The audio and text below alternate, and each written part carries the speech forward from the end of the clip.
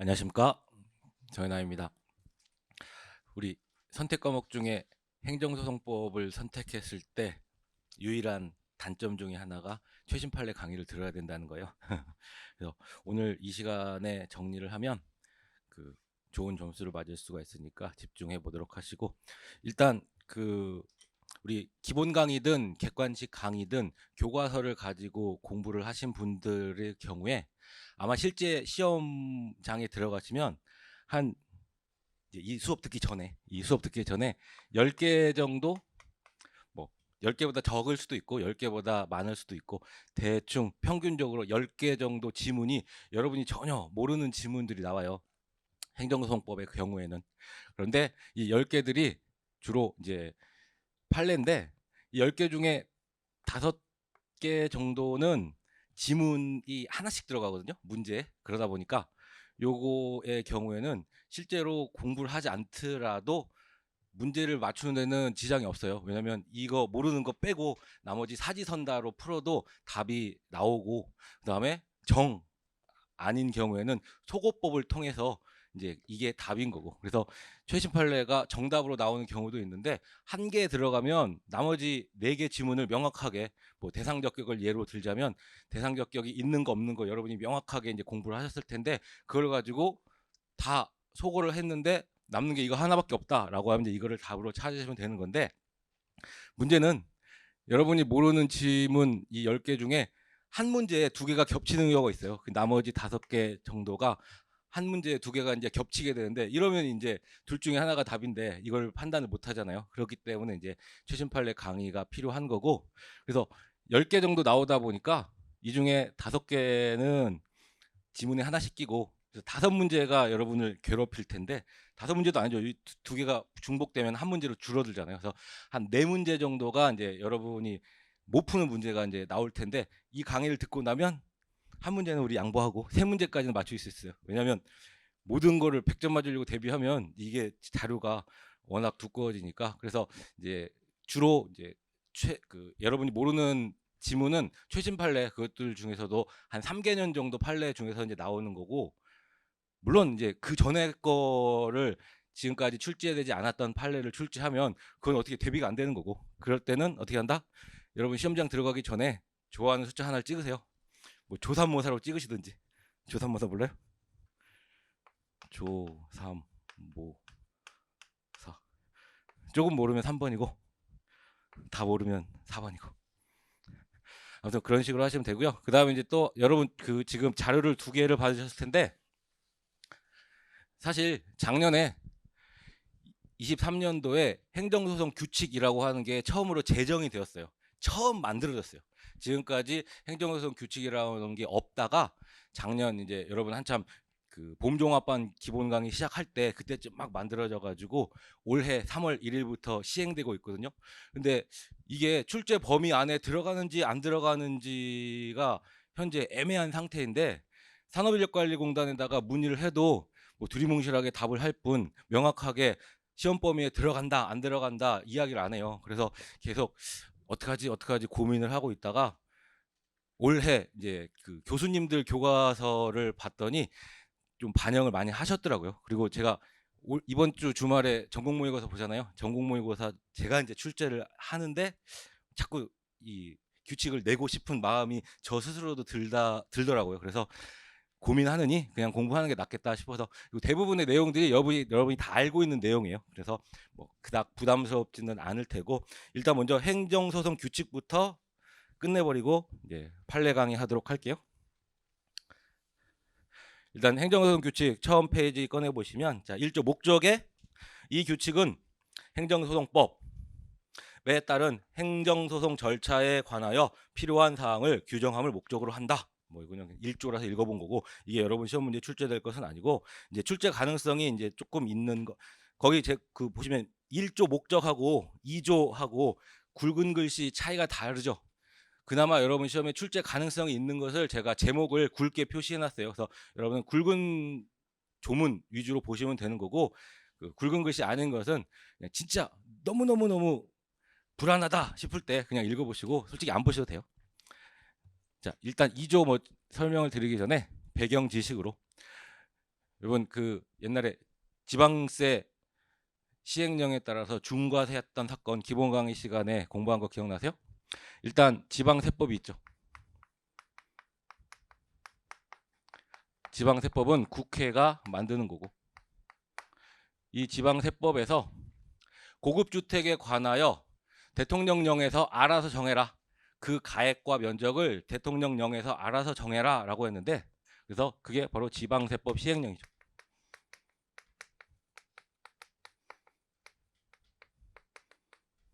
지방세법 시행령의 경우에는 이 지방세법이라고 하는 거를 그 담당하는 부서가 기획재정부예요. 기획재정부. 그래서 기재부라고 짧게 쓸게요. 기획재정부, 기재부 장관이 그 내용을 정하고 여기에 대하여 이제 대통령의 결재를 받으면 이게 시행령, 대통령령이 되는데,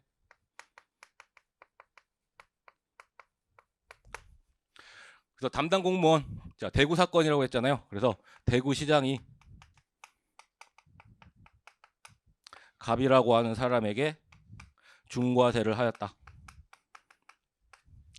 중과세를 하였는데 갑이 왜 나에게 중과세를 하느냐라고 하면서 법원에다가 취소 소송을 제기하였다.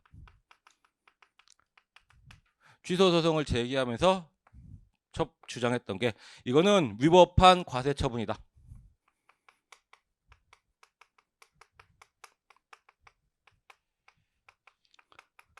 자, 그랬더니 대구시장이 무슨 소리냐? 나는 지방세법 시행령이라고 하는 이걸 뭐라고요? 법규라고 하죠. 법규. 법규에 정해진 대로 너가 취득한 아파트의 면적이 기준치를 초과하여서 중과세를 했을 뿐이다 라고 주장을 하니까, 아 그러냐? 그러면 그 법규가 위법하다. 위법한 법규에 따른 처분이기 때문에 처분도 위법하다라고 주장을 했다. 자, 그런데 일단 이 취소 소송의 피고는 누구다? 처분을 한 행정청, 대구시장이 피고 행정청이 되죠. 행정청이 피고가 된다.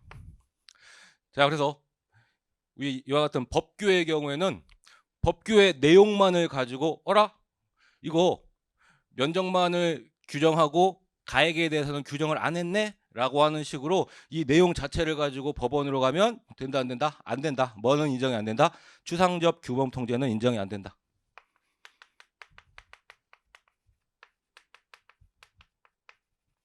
추상적 규범 통제는 인정이 안 되고 반대로 뭐는 인정이 된다? 구체적 규범 통제는 인정이 된다. 자, 그런데 지금 중과세라고 하는 처분이 있었죠. 그래서 재판에 전제가 되었을 때는 뭐 할 수 있다? 이 지방세법 시행령이라고 하는 법규 자체에 대하여 법원이 판단할 수 있다. 재판에 전제가 된 경우에 구체적 규범 통제로서 법규에 대하여 심사를 할 수가 있다라고 했는데, 그런데 이 지방세법 시행령을 누가 만들었다? 그 내용을 기획재정부 장관이 만들었어요. 기획재정부에서 이제 기한을 올려가지고 대통령령으로 만들어졌는데, 피고는 누구다? 대구시장이에요. 지방세다 보니까 대구시장이다. 그러면 이 둘이 서로 다른데, 이 법원에서 취소 소송에서 이 법규가 위법한지 여부에 대하여 따지는데, 이 법규가 위법한가에 대해 따지는데, 솔직히 대구시장의 경우에는 이 법규를 만든 적도 없고, 그리고 소관행정청도 아니다 보니까 이 법원에서 아닙니다, 이 법규는 위법하지 않습니다 라고 따질 능력도 없고 따질 의지도 없어요. 이건 만약에 지방세법 시행령이라고 하는 법규가 법에 위반되는 위법한 법규다라고 판정이 나게 되면 누가 이제 흔히 말하는 징계를 받아요? 이 시행령을 만든, 그죠? 시행령을 만든 기획재정부 소속 공무원들이 이제 어떠한 징계를 받을 거 아니에요. 자, 그러다 보니까 만약에 법원에서 이러한 법규의 위법 여부가 다투어진다라고 하면 일단 당사자에 해당하는 이 기획재정부 장관에게 알려줘야 될 거 아니에요. 자, 그래서 이 법원은 어디에다가 알려줘야 된다? 기획재정부 장관에게 꼭 알려줘야 되는 것은 아니고 통지할 수 있다라고 하는 규정을 이번에 만들었어요. 예전에는 그냥 실무상 관행상 알려줬어요. 그런데 이거를 명확하게 하기 위하여 시행 규칙에다가 만들었다. 그러면 이 기획재정부 장관에서는 아닙니다. 무슨 소리입니까? 이 지방세법 시행령이라고 하는 거 위법하지 않아요. 라고 법원은 기획재정부 장관에게 통지, 중요한 게 할 수 있어요. 하여야가 아니라 통지할 수 있다. 그리고 통지받은 기획재정부 장관의 경우에는 의견서를 제출할 수 있어요. 이것도 하여야가 아니라 할 수 있다. 자, 그래서 여러분 일단 7조를 먼저 넘겨보세요. 7조를 넘기시고 7조에서 명령 규칙 소관행정청에 대한 소송 통지라고 되어 있죠. 1항에 법원은 명령 규칙의 위헌 또는 위법 여부가 쟁점이 된 사건에서 그 명령 규칙 소관행정청 어디요? 기획재정부 장관.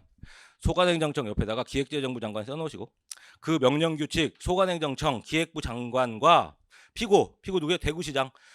소관행정청과 피고 대구시장이 동일하지 아니한 경우 똑같으면 상관없고 그리고 만약에 그 소관행정청과 피고가 똑같으면 피고 스스로가 다툴 수 있으니까 굳이 통지할 필요가 없고 이와 같이 명령규칙의 소관행정청 지방세법 시행령이라고 하는 소관행정청 기획재정부 장관과 그 다음에 피고 중과세 처분을 한 대구시장이 다른 경우 동일하지 아니한 경우에는 이때 해당 명령규칙의 소관행정청에 그죠 기획재정부 장관에게 뭐 할 수 있다 소송 계속 사실을 통지 거기 할 수에다가 동그라미 넣으세요. 할 수 있다. 하여야라고 하면 틀려요. 할 수 있다. 소송 계속 사실을 통지할 수 있다. 자, 그다음에 2항 1항에 따른 통지를 받은 행정청 기획재정부 장관은 법원에 해당 명령 규칙의 위헌 또는 위법 여부에 관한 의견서를 제출 이것도 할 수 있다. 할 수 동그라미 넣으시고 자 그래서 이런 식으로 일단 1심 법원에서 중과세 처분에 대한 취소 소송이 제기가 되었는데 이 취소 소송에서 이 처분의 근거가 되어 있는 법규가 위법한지 여부가 소송의 대상이다라고 했을 때는 그때 소관행정청과 피고가 다를 때에는 소관행정청에게 뭐 한다? 통지할 수 있다. 통지를 받은 기획재정부 장관의 경우에는 의견서를 제출할 수 있다. 아시겠죠? 그 다음에 자 그런데 결국 이게 위법하다라고 판단이 되었다. 자, 법원이 이제 만약에 위법하다라고 판단이 되게 되면 지금 1심 법원이잖아요. 1심 법원이 이게 위법한 법규다. 그래서 위법한 처분이다라고 하는 판결을 하게 되면 법원이 이거를 누구에게 보내준다? 대법원에게 보내줘요.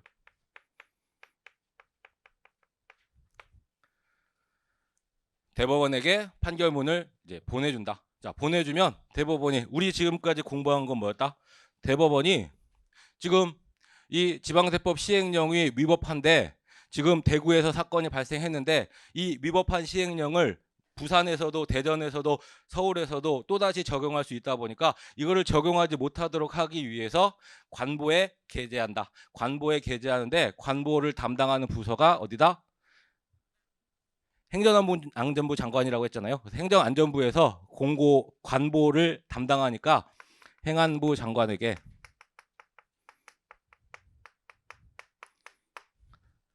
통보를 하고 행안부 장관의 경우에는 관보에다가 게재한다라고 했죠.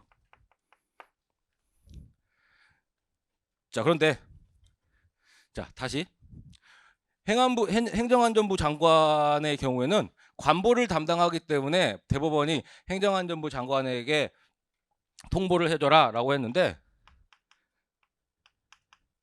이게 정작 위법하다라고 판단이 되면 가장 이해관계가 큰 부서는 어디다? 기획재정부예요. 그죠? 기획재정부. 자, 그러다 보니까 이번에 규칙에서 뭘 만들었냐면 대법원은 행정안전부 장관 말고 누구에게도 이 명령 규칙의 소관행정청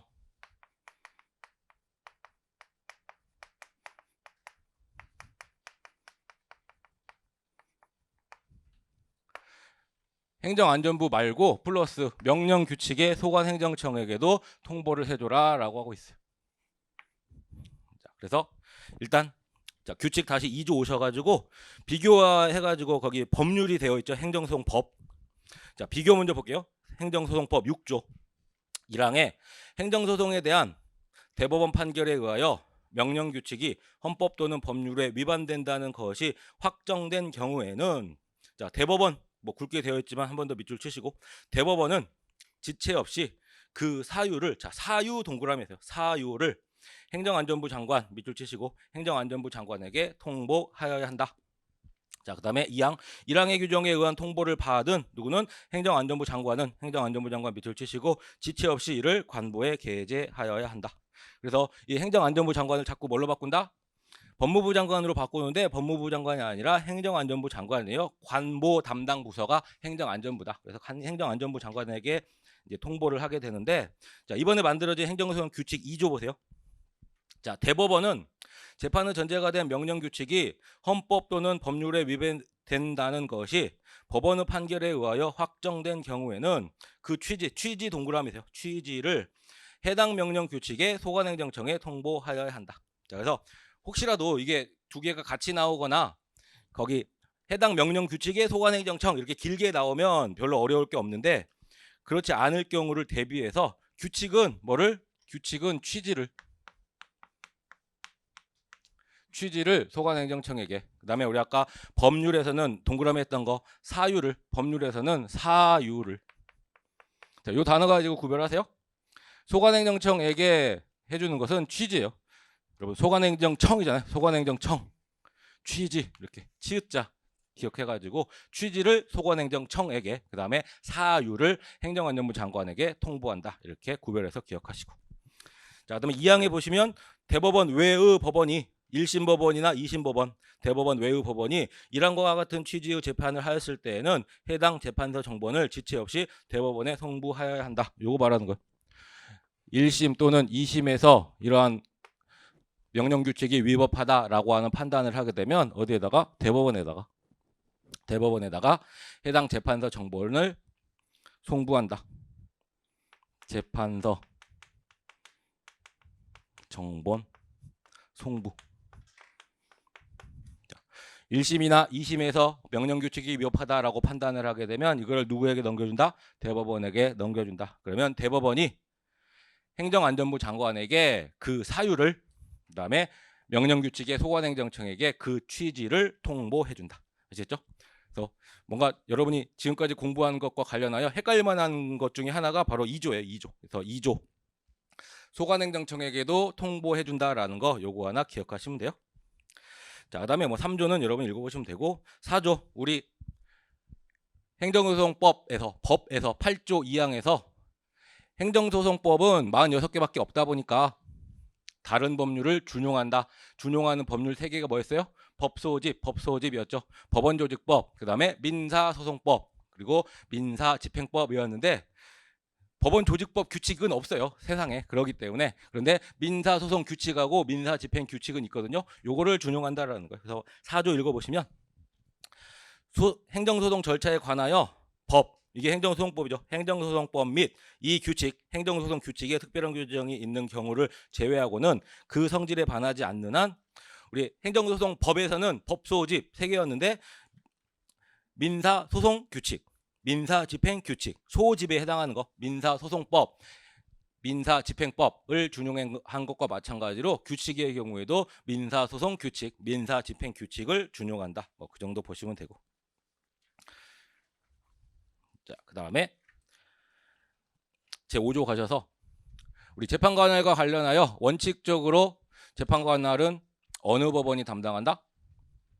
피고 소재지 행정처기 원칙이죠. 자, 그런데 예외적으로 일정한 경우에 있어서는 대법원 소재지 행정법원, 즉 서울행정법원에다가 제기할 수가 있는 거고, 그 다음에 부동산과 관련된 것은 부동산 관련 소재지 법원에다가 제기할 수 있다라고 했는데, 우리 거기 비교 먼저 보세요. 비교 행정소송법 제9조에서 뭐 1항 취소소송의 제1심 관할법원은 피고 소재지 밑줄 그어놓으시고 피고 소재지를 관할하는 행정법원으로 한다.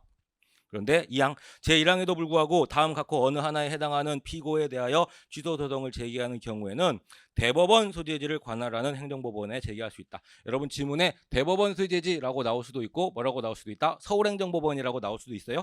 대법원 소재지 서울행정법원으로 나올 수도 있고. 자, 그래서 1호에 중앙행정기관, 중앙행정기관의 부속기관, 합의제행정기관 또는 그 장이죠. 자, 이거 여긴 6개가 들어있는 거예요. 중앙행정기관, 중앙행정기관의 장, 중앙행정기관의 부속기관, 중앙행정기관의 부속기관의 장, 합의제행정기관, 합의제행정기관의 장 해가지고 6개가 들어있는 거고, 이제 중요한 게 2호인데 2호에 국가의 사무를 위임 또는 위탁받은 공공단체 또는 그 장인데, 뭐 대표적인 예로 협의회 공법이 말하는 거죠.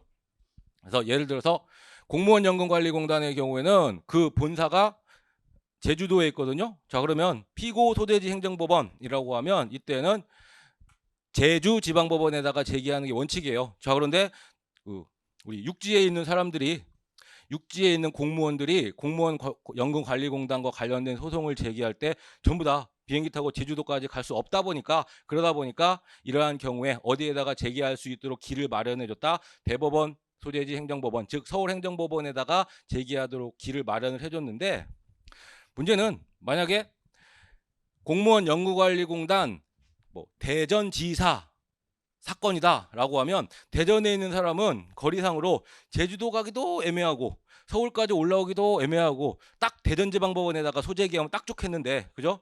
자, 이러한 경우를 위하여 이제 이번에 행정소송 규칙을 마련을 했는데, 자, 5조 1항 보세요. 행정소송 규칙 5조 1항. 국가의 사무를 위임 또는 위탁받은 공공단체 또는 그 장에 대하여, 우리 조금 전에 봤던 행정소송법 9조 2항의 2호 말하는 거죠.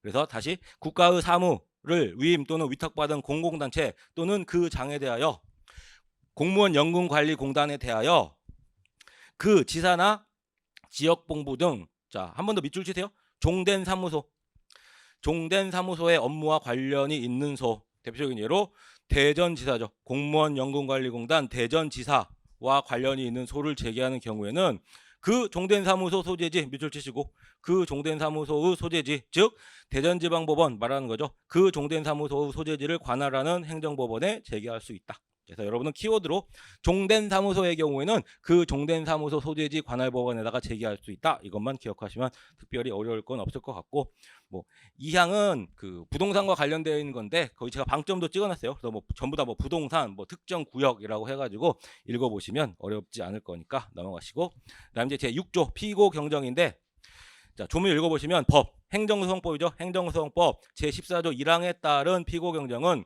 사실심 변론을 종결할 때까지 할 수 있다라고 되어 있는데, 우리 피고 경정에는 1항에 피고를 잘못 지정한 경우가 있고 6항에서 권한이 승계되거나 폐지가 된 경우가 있을 수가 있는데, 이때 1항에 피고를 잘못 지정한 경우, 이때 피고 경정을 할 때에는 반드시 원고의 신청이 있어야 된다. 여기까지는 아시죠? 자, 그리고 이건 언제까지 할 수 있다? 이미 판례가 사실심 변론 종교 시까지 가능하다라고 하고 있었어요. 그런데 이거를 이제 규칙으로 한 번 더 확인을 한 거고, 그래서 행정소송 규칙의 대부분의 내용들이 지금까지 행정소송법이 46개밖에 없다 보니까 여러 가지 이거는 어떻게 라고 하는 것들, 그런 것들을 지금까지는 판례가 쭉 쌓여온 판례들이 규율을 하고 있었는데, 그 판례를 정리해 가지고 규칙을 만든 거예요. 자, 그래서 6조는 이미 여러분이 알고 계시는 거고, 뭐 참고적으로 그 교과서 페이지로 170페이지에 있어요. 170페이지 옆에다가 써놓으시고 복습하실 때 한번 열어보세요. 그래서 170페이지에 있는 피고 경정,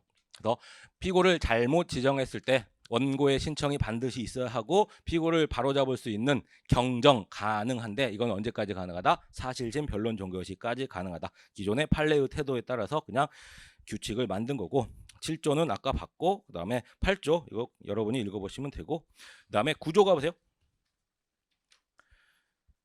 자, 기존의 처분 사유 추가 변경에 대하여 행정소송법에는 조문이 없었죠. 그래서 판례가 형사소송에 있는 이론을 끌고 들어왔었다라고 했는데, 이때 우리 처분사유 추가 변경이라고 하는 거 언제만 가능하다? 이거를 처분사유 추가 변경을 너무 넓게 인정을 하게 되면 원고의 방어권을 침해한다, 원고의 신뢰를 침해한다. 자, 그렇기 때문에 제한적으로 판례가 인정을 했었는데, 제한적인 게 보다 기본적 사실관계가 동일한 경우에 하나요. 처분 사유 추가 변경이 가능하다. 그리고 기본적 사실관계 동일성.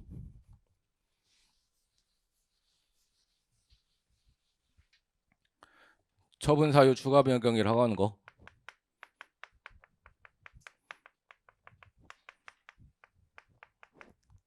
이거를 인정하자라고 하는 긍정설과 인정하면 안 된다라고 하는 부정설이 있는데, 판례는 긍정은 긍정을 했는데 제한적으로 인정을 긍정하였다. 제한적으로 기본적 사실관계가 동일한 한도 내에서만 제한적으로 긍정을 하였다. 자, 그런데 기본적 사실관계죠. 사실관계라고 하는 거 어디에서는 판단하지 못한다? 대법원에서는 판단하지 못한다. 그러다 보니까 이 사실관계 판단은 대법원에서는 판단을 하지 못하다 보니까 처분 사유의 추가 변경이라고 하는 것 자체 언제까지만 가능하다? 사실심 변론 종결시까지만 가능하다라고 했잖아요. 이러한 판례를 이제 정리해가지고 행정소송 규칙을 만들었어요. 그래서 구조 보시면 처분 사유의 추가 변경, 행정청은 언제까지? 사실심 변론을 종결할 때까지. 자, 이에 대한 교과서 내용은 313페이지에 있어요. 사실심 변론 종결할 때까지. 당초 처분 사유와 기본적 사실관계가 동일한 범위 내에서, 기본적 사실관계가 동일한 범위 내에서에 관한 판례는 311페이지에 있고. 자, 그래서 판례 2개, 사실심 변론 종결까지만 가능하다. 그 다음에 기본적 사실관계가 동일한 경우에만 가능하다라고 해서 처분 사유를 추가 변경할 수 있다. 판례에 따라서 규칙을 만들었고.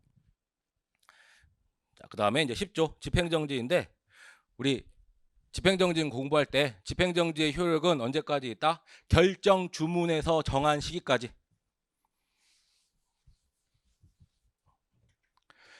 결정 주문에서 정한 시기까지 효력을 유지하고, 이 시기가 도래하면 당연히 소멸한다라고 했죠. 그런데 이 결정 주문에서 정한 시기까지 집행정지의 효력이 발생한다라고 했는데, 이게 실무적으로는 주로 언제까지 정한다라고 했다? 판결 선고 시까지.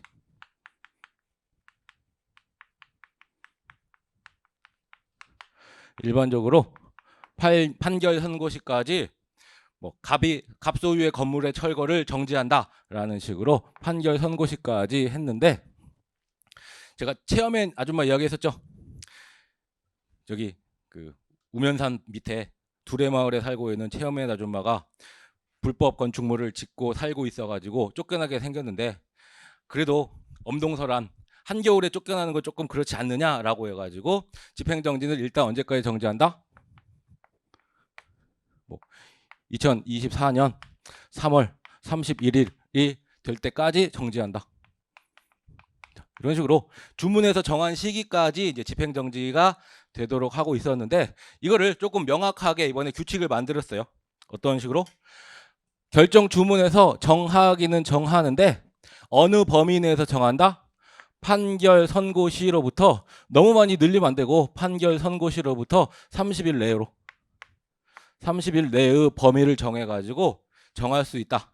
그런데 만약에 두 번째, 엄동설안에 쫓겨나면 안 되다 보니까 3월 30일까지 정지한다라고 했는데, 판결 선고를 만약에 조금 빨리 나가지고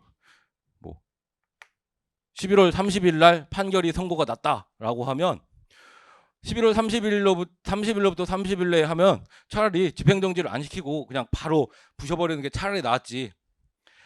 완전히 한겨울에 딱 걸리잖아요. 자, 그렇기 때문에 이러한 체험의 아줌마를 위하여 예외를 뒀어요. 예외를.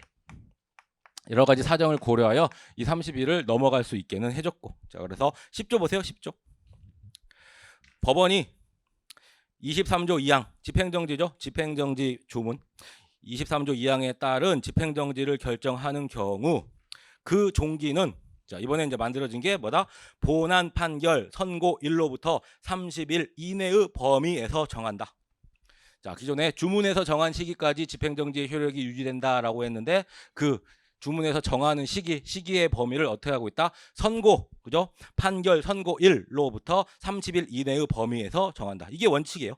판결 선고일로부터 30일 이내의 범위에서 정한다. 이게 원칙인 거고, 자 그런데 체험의 아줌마를 위하여 뒤에 다만 법원은 당사자의 의사, 회복하기 어려운 손해의 내용 및 그 성질, 본안 청구의 승소 가능성 등을 고려하여 달리 정할 수는 있다. 그래서 여전히 체험의 아줌마를 위하여 3월 31일까지 집행정지하는 것은 가능해요. 자, 원칙은 선고일로부터 30일의 범위 내에서 종기를 정한다. 하지만 여러 가지 사정을 고려하여 달리 정할 수는 있다.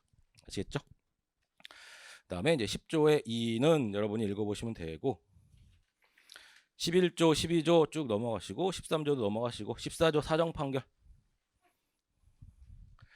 자, 사정 판결이라고 하는 뭐다? 원고의 말이 맞음에도 불구하고 패소 판결하는 거. 웬만하면 봐주자, 이게 사정 판결이죠. 그래서 처분이 위법은 해요. 처분이 위법하지만 취소하지 않고 그 효력을 유지시키는 판결, 그거를 사정 판결이라고 하는데, 이 사정 판결이라고 하는 거 1심 지나고 2심 지나고 3심 지나고 시간이 지나면 지날수록 사정 판결을 할 필요성이 높아진다. 공공복리의 필요성이 더 높아진다. 그러다 보니까 사정 판결은 상고심에서도 가능하다라고 했어요. 그래서 상고심에서 가능한 거 우리 네 가지 머리 글자로 암기했던 게 뭐였어요? 충청도 아저씨가 참집 사유 했잖아요. 소송 참가 대법원 단계도 가능하다. 집행정지도 대법원 상고심 단계에서도 가능하다. 사정 판결도 상고심 단계에서 가능하다. 그 다음에 소송 요건의 유지라고 하는 거 상고심까지 유지할 필요성이 있다라고 했는데, 자, 사정 판결 대법원 단계에서 가능은 해요. 다 가능은 한데 공공복리에 필요한 사정이라고 하는 거 사실관계죠. 자, 그러다 보니까 이 사실관계 판단은 언제까지만 가능하다? 사실심, 변론, 종결시까지 가능하다. 자, 그러다 보니까 기존에는 사정 판결을 상고심에서도 할 수 있다 보니까 학자분들이 상고심 단계, 그러니까 상고심 변론시를 기준으로 한다라고 이제 이야기를 했었는데, 그러니까 이번에 행정소송 규칙을 만들면서 명확하게, 아니 사정이라고 하는 거 사실관계인데 공공복리에 중대한 영향을 미치는지 여부에 관한 사실이라고 하는 거, 이거는 언제를 기준으로 판단해야 된다? 사실관계를 판단할 수 있는 사실심 변론 종결 시를 기준으로, 이때를 기준으로 대법원이 설사 사정 판결을 한다라고 하더라도 대법원 단계에서는 사실관계 판단을 못하다 보니까 언제를 기준으로 사실심 변론 종결 시를 기준으로 해가지고 사정 판결을 해야 된다라고 그 기준 시점을 명확하게 하였어요. 그래서 나중에 여러분 사정 판결과 관련하여 거기 14조 보세요. 법원이 28조 1항에 따른 판결을 할 때, 사정 판결을 할 때 그 처분 등을 취소하는 것이 현저히 공공복리에 적합하지 아니한지 여부, 밑에다가 같은 말로 사정 판결의 필요성이라고 쓰세요. 사정 판결의 필요성. 자, 사정 판결의 필요성은 언제를 기준으로 판단한다? 사실심 변론을 종결한 때를 기준으로 판단한다. 상고심에서 사정 판결을 못 한다는 게 아니고 상고심에서도 사정 판결 가능은 한데 일단 언제를 기준으로 공공복리의 필요성, 사정 판결의 필요성을 판단한다. 사실심 변론 종결 시를 기준으로, 그죠? 사실심 변론 종결 시까지만 사정 판결을 할 수 있다는 말이 아니죠, 그죠? 대법원이 당연히 판결을 할 수 있잖아요. 사정 판결을 할 수 있는데 대법원에서 사정 판결을 할 때에도 언제를 기준으로 한다? 사실심 변론 종결 시를 그때를 기준으로 판단해서 사정 판결을 한다. 아시겠죠? 그래서 그거 하나 추가하시면 돼요.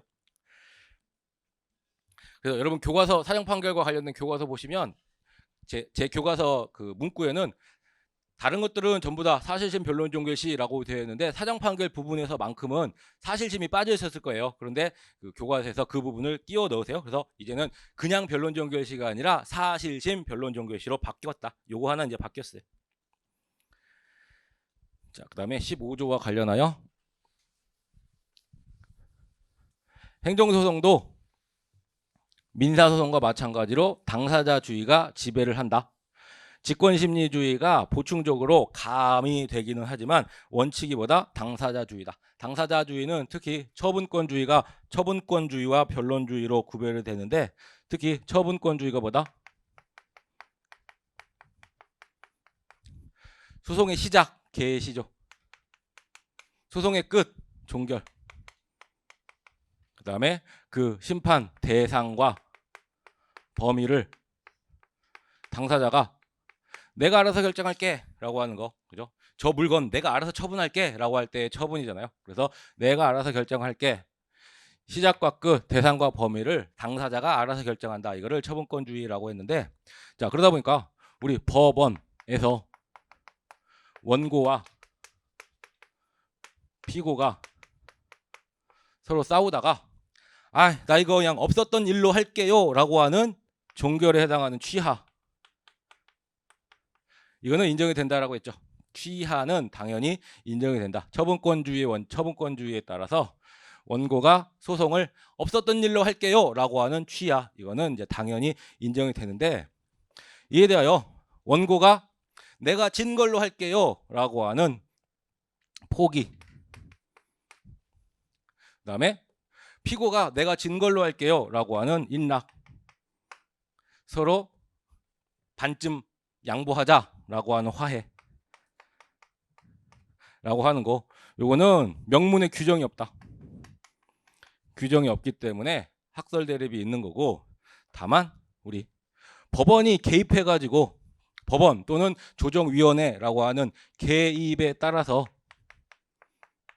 화해랑 비슷한 건데, 조정이라고 하는 거, 요게 과연 인정이 될 것인가에 대하여 학설 대립이 있었죠. 그런데 일단 명확한 거는 민사조정법은 준용되지 않는다.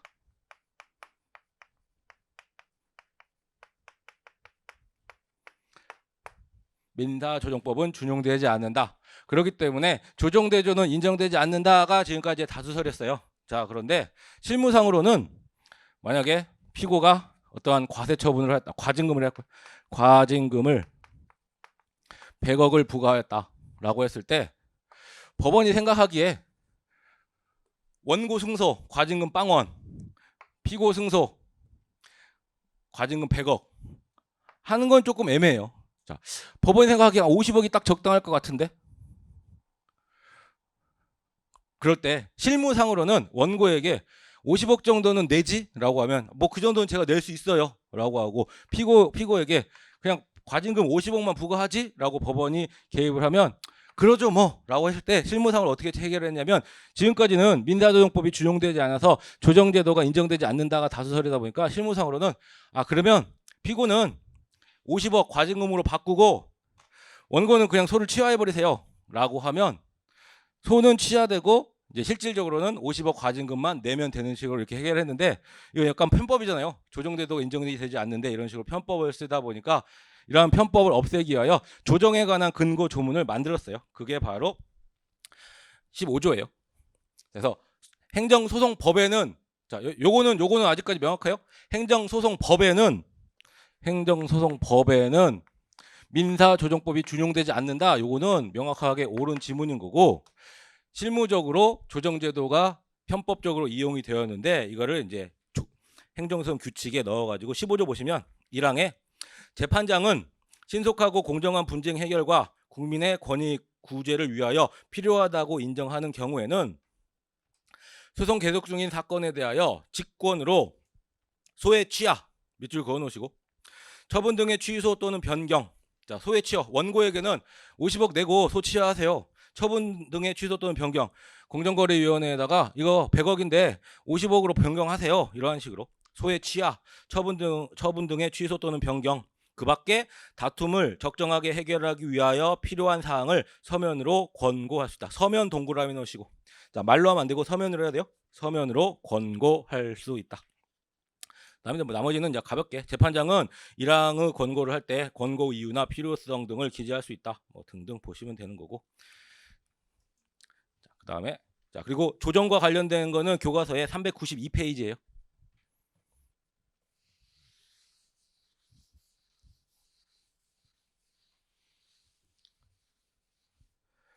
우리 무효와 취소를 구별하는 게 쉽지 않다라고 했죠. 자, 그래서 그 사유가 취소 사유인 경우가 있고 무효 사유인 경우가 있는데, 이때 소의 종류를 취소 사유는 취소 소송, 무효 사유는 무효 소송을 제기를 해야 되는데 만약에 취소 사유임에도 불구하고 무효 등 확인 소송을 제기하였다.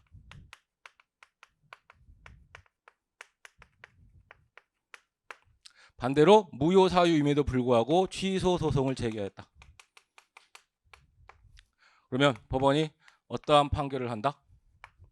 노트랑 뒤집어져 있네. 뭐 뒤집어져 있지만 여러분 다 잘 아실 거니까. 판결은 어떠한 판결을 한다? 자, 무효 사유인데 취소 소송을 제기하였다. 다 썩었는데 당사자가 반쯤 썩었어요 라고 주장을 하면 법원이 반절만 인정해 주세요 라고 주장을 했는데 법원이 살펴봤더니 다 썩어 있다. 그러면 인용을 해야 되겠죠. 그죠? 인용을 해줘야 되는 거지 원고가 졌다라고 하면 안 돼요. 그러다 보니까 취소 판결을 한다. 취소 판결을 하기는 하는데 이러한 취소 판결을 뭐라고 한다? 무효를 선언하는 의미의 취소 판결. 무효 사유니까 무효를 선언하는 의미의 취소 판결을 한다. 어찌됐건 취소 판결을 하죠. 취소 판결을 하기 때문에 반드시 소송 요건은 구비해야 하는 거고 제소기간 등 소송 요건은 구비를 해야 되는 거고. 자, 이번에는 반대로 취소 사유임에도 불구하고 무효 등 확인 소송을 제기하였다라고 하면 당사자가 무효를 주장을 하는 거죠. 자, 이때 법원은 만약에 당사자가 꼭 무효만 해주세요. 나는 무효 아니면 필요 없어요. 무조건 무효를 해주세요 라고 주장을 하지 않는 한 무효 주장에는 뭐가 포함이 되어 있다? 취소 주장이 포함이 되어 있다. 취소 주장이 포함이 되어 있다 보니까 취소 사유에 대하여 무효 등 확인 소송을 제기를 했을 때 만약에 무효 등 확인 소송이 취소 소송의 소송 요건을 구비하였다라고 하면 그때에는 기각하지 않고 취소 판결을 해준다.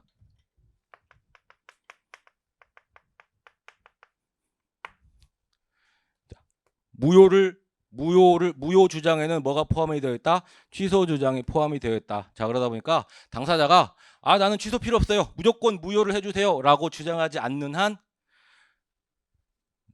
무효 등 확인 소송에서 취소 사유를 판단을 해야 되는데 그런데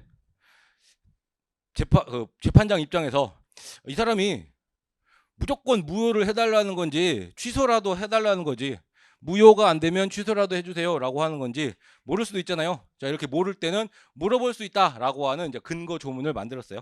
자, 그래서 16조 보세요. 16조 무효 등 확인 소송에서 성명권 행사. 자, 재판장은 무효 확인 소송이 법 20조에 따른 기간 내 취소 소송의 제소 기간이죠. 요거 말하는 거예요. 소송 요건은 구비하였다. 특히 제소 기간을 구비하였다. 20조 위에다가 제소 기간 써놓으시고 법 20조 취소 소송의 제소 기간에 따른 기간 내에 제기된 경우에는 원고에게 처분 등의 취소를 구하지 아니하는 취지인지를 명확히 하도록 촉구할 수 있다. 자, 당사자에게 물어보는 거죠. 지금 취소 사유임에도 불구하고 무효 확인 소송을 제기하셨는데 이거 꼭 무효를 해달라는 겁니까? 아니면 안 되면 취소라도 해달라는 겁니까? 라고 물어볼 수 있다. 자, 그런데 만약에 처음부터 당사자가 저는 무조건 무효예요. 취소는 원치 않아요. 라고 했다면 물어볼 필요 없겠죠. 그 뒤에. 다만 원고가 처분 등의 취소를 구하지 아니함을 미리 밝힌 경우에는 그러하지 아니하다. 자, 밝히지 않았다라고 하면 이때는 물어볼 수 있다. 취소를 구하지 아니하는 취지인지 무조건 무효를 원하는 취지인지 물어볼 수 있다. 그래서 만약에 당사자가 저는 무조건 무효를 원합니다 라고 하면 뭐 하면 돼요? 여기에다요 기각하면 되죠. 만약에 저는 무조건 무효를 원합니다. 그런데 취소 사유다. 그러면 기각한다. 무효 등 확인 소송에서 인용 판결을 받기 위해서는 하자가 어떻게 해야 된다? 처분이 위법하고 중대하고 명백하기까지 해야 한다. 그런데 위법하기만 할 뿐 중대하지 않거나 명백하지 않을 때에는 그때는 기각하는 거예요. 아시겠죠? 자, 그다음에 이제 우리 부작위 위법 확인 소송과 관련하여 행정청이 어떠한 부작위를 한다. 부작위라고 하는 것은 O도 아니고 X도 아니고 아무것도 하지 않는 상태죠. 여기에다가 부작위 위법 확인 소송을 제기하였다. 소송을 제기하였는데 만약에 소송 중에 하다못해 행정청이 거부라도 하면 거부 처분이라고 하게 되면 부작위가 해소되죠. 부작위가 해소되기 때문에 이때 뭐 한다? 소의 이익이 없어져서 부작위 위법 확인 소송은 각하당한다. 여러분들 소송 비용과 관련하여 민사소송법의 원칙에 따라서 패소자 부담 원칙이죠. 패소자 부담 원칙인데 부작위를 한 건 맞죠. 부작위를 한 건 맞아서 당사자가 소송을 제기했는데 소송 진행 중에 거부 처분을 했대요. 그러면 솔직히 누가 잘못한 거예요? 아니 행정청이 거부 처분 이왕 할 거면 빨리 해주든가 왜 상당한 기간이 지나도록 대답을 안 해가지고 결국 당사자가 소송까지 제기하게 만든 다음에 거부 처분을 해가지고 각하도 패소죠. 나를 패소를 만드느냐 여기에다가 소송 비용까지 부담하라고 하면 당사자가 행정청 또는 법원에 불지로 갈걸요. 자 그러다 보니까 과거에도 이때는 소송 비용에 관하여 피고가 부담하도록 그 판결을 통해서 이루어졌었어요. 그런데 이에 대한 이제 근거로서 이러한 경우에는 그 소송 비용의 전부 또는 일부를 피고에게 부담할 수 있다라고 하는 근거 규정을 만들었는데 이게 사정 판결에서와 같이 전부에 대하여 피고가 부담하라라고 하지 않은 이유는 이 부작위라고 하는 것은 기간이 천차만별이에요.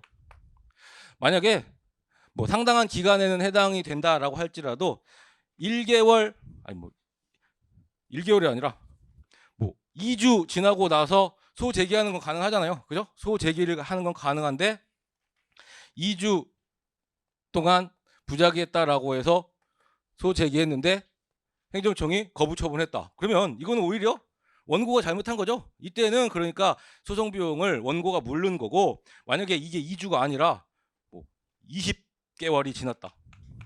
20개월이 지나도록 계속 부작위를 하다가 소를 제기했더니 거부 처분한다. 이때는 이제 피고에게 전부를 물릴 수가 있는 거고. 그래서 이 기간의 다양성 때문에 일률적으로 피고가 부담한다, 원고가 부담한다라고 하지 않고 조금 열어둔 거예요. 자, 그래서 17조 보세요.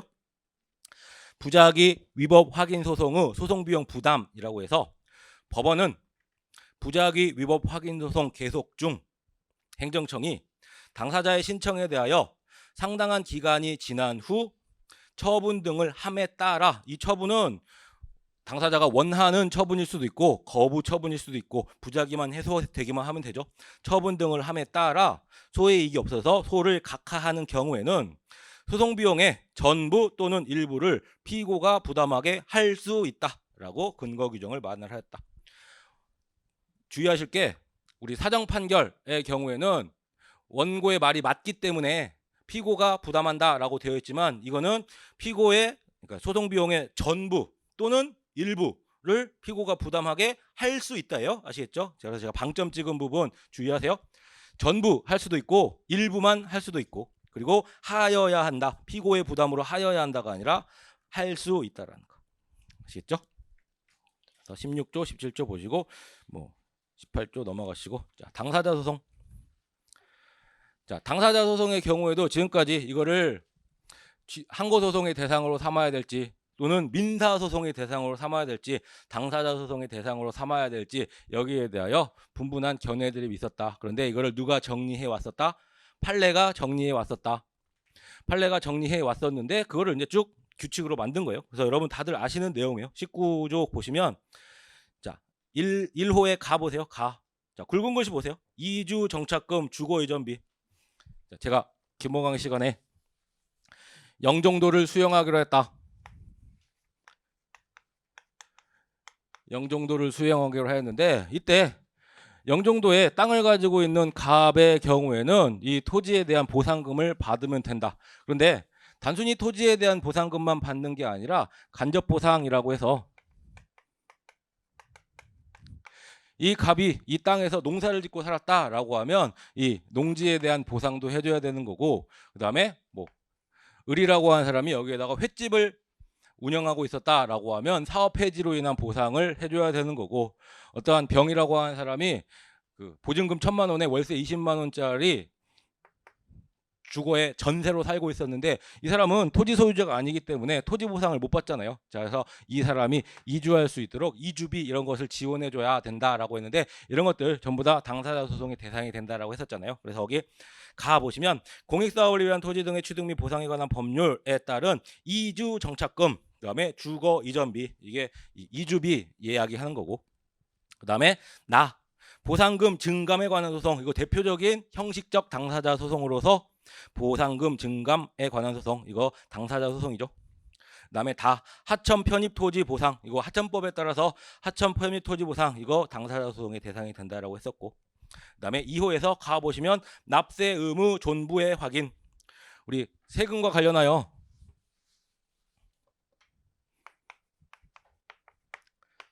과세 처분이 있을 때 과세 처분에다가 취소 소송이나 무효 등 확인 소송을 제기할 수 있다. 이거는 항고 소송이라고 했죠.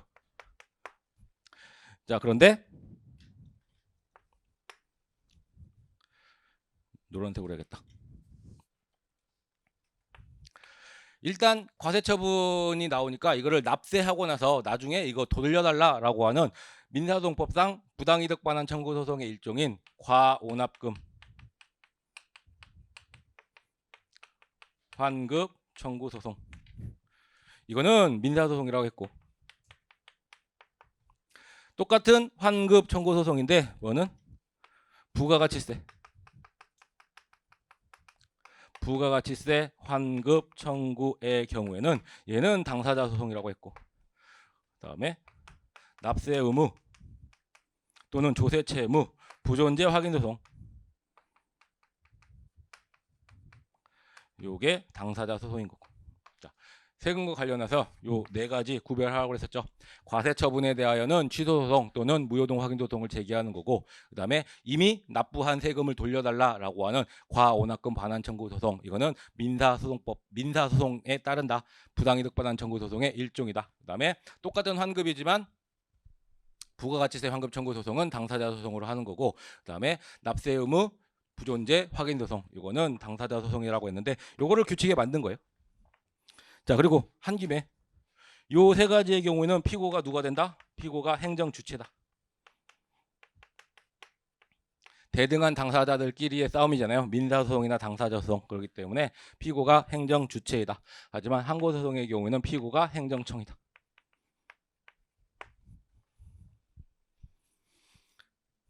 자, 그래서 이에 가 납세 의무 존부 확인, 이거 당사자 소송의 대상이 되는 거고, 나의 부가가치세 59조에 따른 환급 청구, 요게 이제 요거 말하는 거고, 또 요거 두 개 기존의 판례가 당사자 소송의 대상이 된다라고 했는데 아예 행정 규칙으로 만들었다.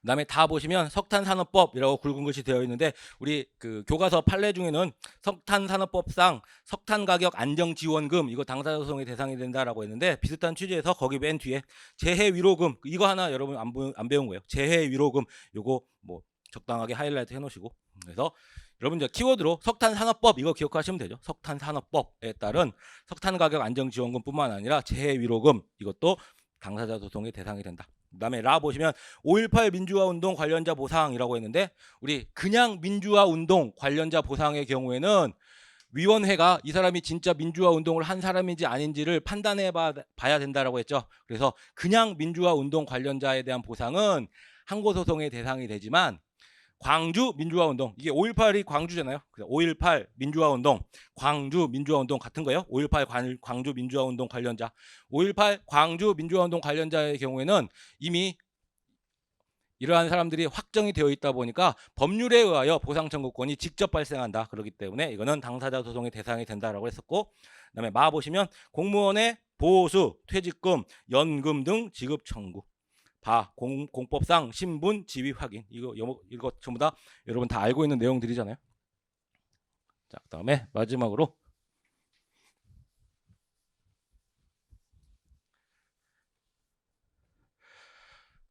우리 협의회 공법인 중에 이제 무슨 조합, 재건축, 재개발 조합,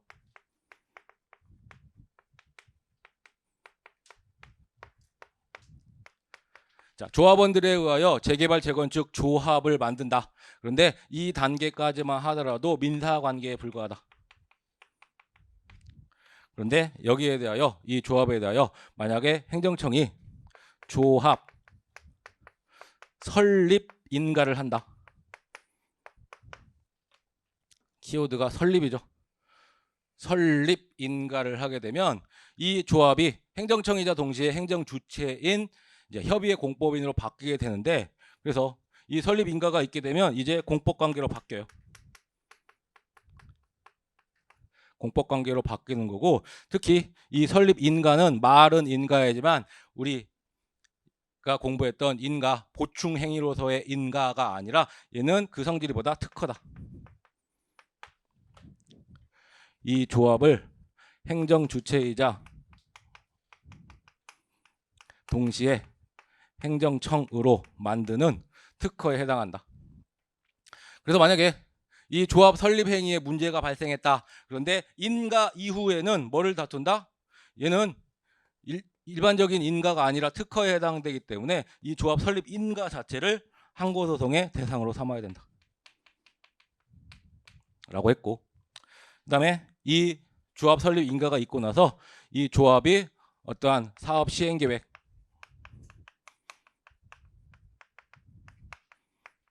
또는 관리 처분 계획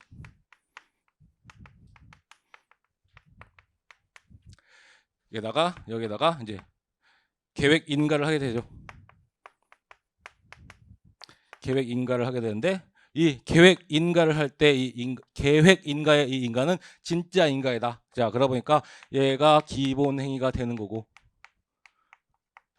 기본 행위 하자가 있을 때는 기본 행위 자체를 다퉈야 되는 거지, 인가를 다투면 소액이 없어진다. 그런데 이 기본 행위라고 하는 사업 시행 계획이라고 하는 거, 이게 인가 전이냐 인가 후냐를 나눠서 인가 전에는 뭐에 대상이 된다? 이게 당사자 소송의 대상이 된다.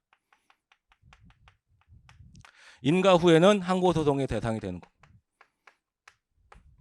자, 그래서 시험 문제에 출제되기에 인가 전 사업 시행 계획, 인가 전 관리 처분 계획이라고 출제가 될 수도 있고, 아니면 그냥 사업 시행 계획 안이라고 붙여주게 되는 거죠.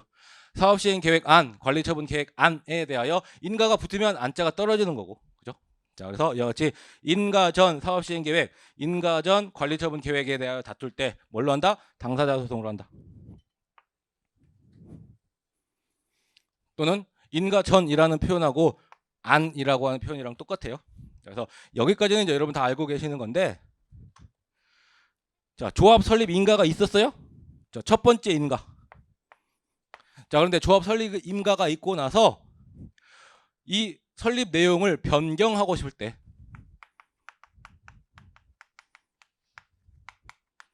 조합 설립을 변경하고 싶을 때, 여러분 이미 한번 1차 인가가 나는 순간 이 조합은 이제 공법관계가 돼버렸어요. 민사관계로 다시 넘어가지 못해요. 공법관계로 바뀌었는데, 이 조합 설립에 대하여 변경을 하고 싶다라고 하면 이 조합원들, 또 확인을 못했네, 3분의 2인가? 아니면 4분의 3인지 모르겠는데 3분의 2 조합원이 찬성이 있어야 돼요. 조합원 결의가 있어야 되고, 그리고 나서 또다시 여기에다가 행정청의 인가가 있어야 되는데, 이거는 진짜 인가예요. 첫 번째 인가는 특허였잖아요. 이 조합 설립 변경에 대한 인가, 요거는 일반적인 인가랑 똑같은 인가예요. 자, 그러다 보니까 이 조합 설립 변경에 대한 인가 전에 이 조합원 결의에 대하여 하자를 다투는 거 이미 공법관계로 넘어버렸죠. 그렇기 때문에 이거 변경하는 거 당사자 소송이다. 요거 하나 여러분 이제 기억하시면 돼요. 자, 그래서 거기 3호에 보시면 가에서 인가 전 조합 설립 변경이죠. 이거 말하는 거예요. 1차 조합 설립 인가 있고 나서 그 뒤에 그 조합 설립의 내용을 변경하고 싶을 때